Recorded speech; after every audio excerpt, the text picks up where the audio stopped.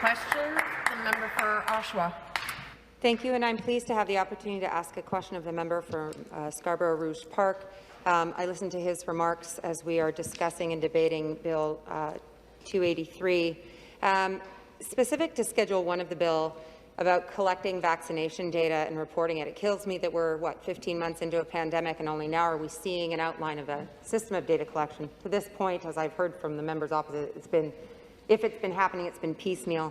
And I know that in Scarborough, the member from Scarborough Southwest has been a champion for workers and families to get equitable access to vaccines.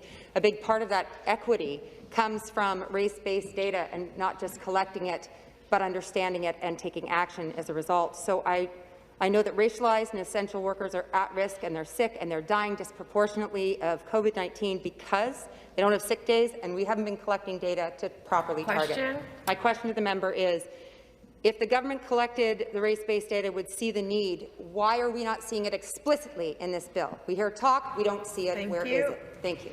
The member for Scarborough Rouge Park.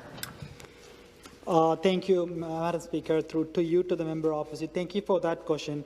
With Ontario's vaccination plan ramping up, and we will continue to work with to reaching to as many Ontarians as possible by offering more vaccines in more places. And the timely reporting of vaccine data makes this possible. And by collecting these information, it will make the vaccine rollout much more easier for where these vaccines are administered and to who.